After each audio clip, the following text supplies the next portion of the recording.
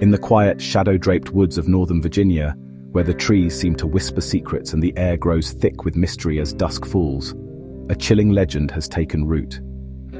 This is a place where the line between reality and folklore blurs, and every rustle in the underbrush could be something or someone watching. For generations, locals have gathered around campfires, sharing tales of the Bunnyman, a mysterious figure dressed in a ragged rabbit costume, said to wield a hatchet with terrifying intent. The story has become a rite of passage for teenagers and thrill-seekers, daring each other to venture out into the darkness and test the legend for themselves. The heart of the legend beats strongest at the old Colchester overpass, now known as Bunnyman Bridge. They say that if you visit this isolated bridge at the stroke of midnight, especially as Halloween approaches, you might just come face to face with the Bunnyman himself. The bridge, shrouded in fog and framed by gnarled branches, becomes a stage for the supernatural. What makes this story so haunting is its unsettling blend of innocence and menace. The image of a bunny suit, something usually associated with childhood and joy, is twisted into a symbol of fear, a mask that hides a violent, unpredictable threat. It's this contrast that keeps the legend alive, making it all the more disturbing. Locals have come to call it Bunnyman Bridge, and the legend claims that the Bunnyman's restless spirit haunts the very spot where he met his end. Some say he appears to chase away trespassers, his presence felt in the sudden chill of the air or the echo of footsteps on the empty road. The bridge itself, with its crumbling stone and overgrown surroundings, seems to invite the imagination to run wild. Over the decades, the tale has only grown more elaborate.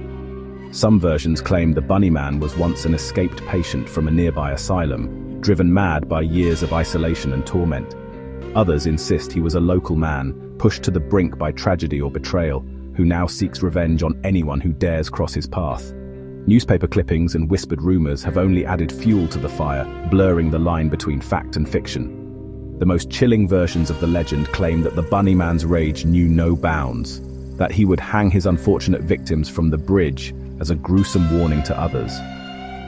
These stories, though unproven, have cemented the bridge's reputation as one of the most haunted places in Virginia. What makes this ghost story even more unsettling is that it's tied to a real, tangible place. Anyone can visit Bunnyman Bridge, walk beneath its arch, and feel the weight of decades of fear and fascination. The bridge stands as a silent witness to the countless stories told in its shadow, drawing curious visitors from all over. Each year, especially around Halloween, groups of daring friends and paranormal enthusiasts make the pilgrimage to the bridge, hoping for a glimpse of the supernatural or simply to feel the thrill of standing where legend and reality collide. Some leave convinced they've seen or heard something inexplicable, while others walk away with only goosebumps and stories to share.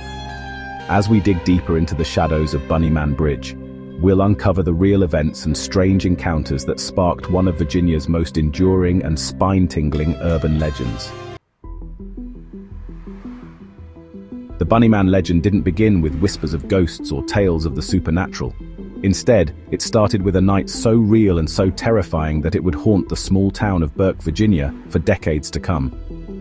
It was October 1970, a time when the air was crisp, leaves blanketed the ground, and the world felt a little quieter after dark. But that peace was shattered by an event that would soon become the stuff of legend. Air Force Cadet Robert Bennett and his fiancée were parked on the secluded Guinea Road, enjoying a quiet moment together. Suddenly, out of the thick darkness, a figure dressed in white appeared, startling them both. The stranger began shouting angrily, accusing them of trespassing on private property. The couple barely had time to react before the situation escalated. The mysterious figure's voice echoed through the night, filled with rage and warning. The tension in the air was palpable, and fear quickly replaced any sense of safety. Without warning, the man hurled a hatchet straight through the car window, glass exploding inward. The weapon landed with a heavy thud on the car floor, just inches from where the couple sat, frozen in shock. Heart pounding, Bennett slammed the car into gear and sped away, his fiancée clutching his arm. They didn't stop until they were far from Guinea Road, shaken but miraculously unharmed. When they finally dared to look, the hatchet still lay on the floor, a chilling reminder of how close they'd come to disaster. When the couple reported the attack to the police, Bennett described the assailant as wearing a white suit with long bunny ears, an image that would soon become infamous. His fiancée, however, remembered a pointed hood, adding to the confusion and mystery. Police scoured the area, searching the woods and questioning locals, but the attacker had vanished without a trace. No one could explain who he was, where he'd gone, or why he'd chosen that night to strike. All that remained was a bizarre costume, a violent warning, and a hatchet that would become a symbol of fear for the community. The story quickly spread, and speculation ran wild. Newspapers picked up the story, dubbing the mysterious attacker the Bunny Man. The tale of that night became the first real chapter in what would grow into a chilling local legend. No one in Burke could have guessed that this strange and terrifying encounter was only the beginning. The legend of the Bunny Man was just starting to take shape, and its shadow would soon stretch far beyond Guinea Road. The community was left reeling, filled with questions and a sense of unease. Who was the man in the white suit? Would he return? And what did his violent warning mean for the quiet town? One thing was certain. The Bunnyman had made his first appearance, and Burke, Virginia, would never be the same again. Just 10 days later, the Bunnyman struck again. Security guard Paul Phillips spotted a man in a grey and white bunny suit hacking at a porch post in a new housing development. When confronted, the man threatened Phillips with his axe. "You're trespassing. If you come any closer, I'll chop off your head." Phillips retreated for his own safety, but by the time he returned, the Bunnyman had disappeared into the woods. Police now had 2 reports of a costumed man threatening people with weapons. Despite investigations, the attacker was never found. The cases went cold, and the Bunnyman's identity remains a mystery. These real incidents fueled the legend's fire. The line between fact and folklore was already starting to blur. The Bunnyman had become a local phantom.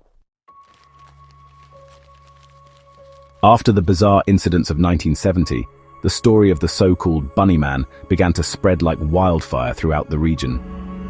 What started as a strange and unsettling event quickly captured the public's imagination, and soon, everyone seemed to be talking about it. Newspapers across Virginia and even beyond reported on the mysterious Bunnyman, fueling curiosity and fear. Headlines screamed about a man in a rabbit costume terrorizing locals, and soon, dozens of people claimed to have seen him lurking in the shadows or darting across lonely roads at night. With each retelling, the tale grew more elaborate and chilling. What had begun as a case of vandalism and bizarre threats soon morphed into stories of gruesome murders, ghostly apparitions, and supernatural horror. The Bunnyman was no longer just a man in a costume. He became a symbol of fear, haunting the dark woods and abandoned places.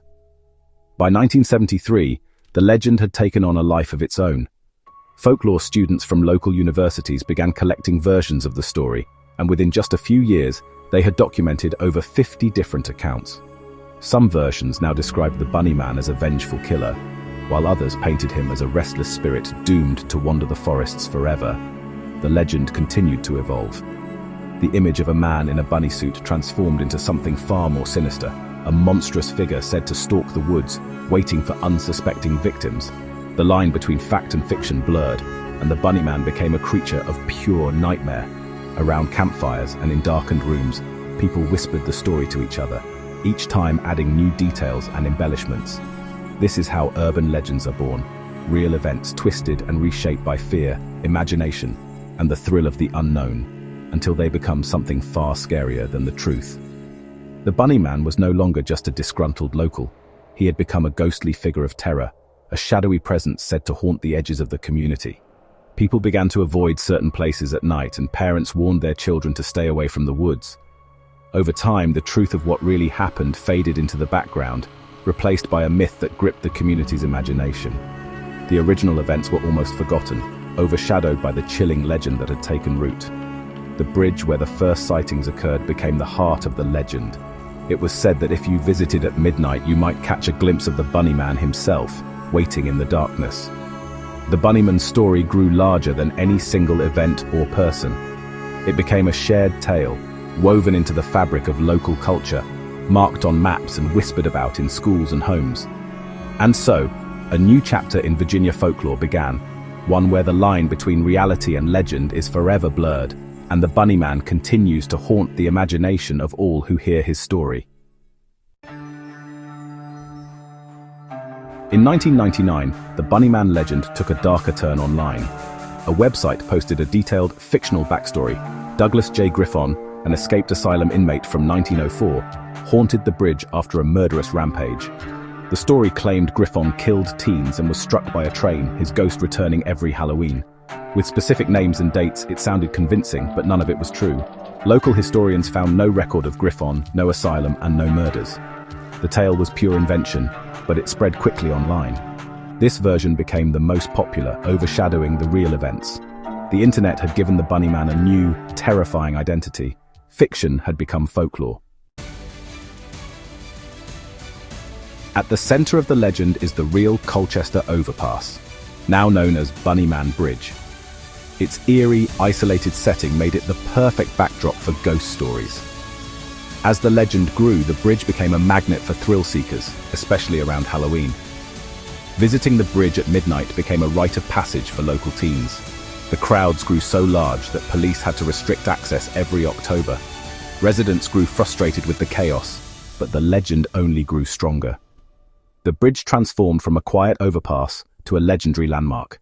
The Bunnyman's haunt had become a destination. For years, the Bunnyman was a local secret, passed down in whispers. The internet changed everything, spreading the legend far beyond Virginia. The 1999 online story of Douglas Griffin went viral, copied across blogs and forums. The Bunnyman became an internet celebrity, inspiring horror films, YouTube videos, and podcasts. Fan art and creepypasta expanded his mythology. The core image, a man in a bunny suit with a hatchet, remained, but the legend grew wilder online. The Bunnyman leapt from campfire tale to global phenomenon. The internet made him immortal. A local ghost story had become a worldwide sensation. With so many versions, what's the truth? Fairfax County historian Brian Conley dug into police records and archives. He confirmed the 1970 incidents. A man in a bunny suit really did threaten people with weapons. But there's no evidence of murders, no asylum, and no Douglas Griffon. The most frightening parts of the legend are pure fiction. Conley believes the real Bunnyman was likely a local angry about new developments. The motive remains unclear, but the costume's purpose is still a mystery. The real Bunnyman was never caught, and his story endures. Sometimes, the truth is stranger than fiction. The Bunnyman legend shows how real events can morph into unforgettable folklore. A bizarre encounter became a tale of a murderous ghost haunting a bridge. Urban legends thrive because they tap into our fears and imaginations. Even knowing the truth, people still visit Bunnyman Bridge and share the story every Halloween. The legend gives the community a shared identity and a thrill that facts can't match. In the end, the Bunnyman is a reminder. Sometimes the best stories aren't true, but they're too good not to tell. The real events were strange, but the legend is what lives on.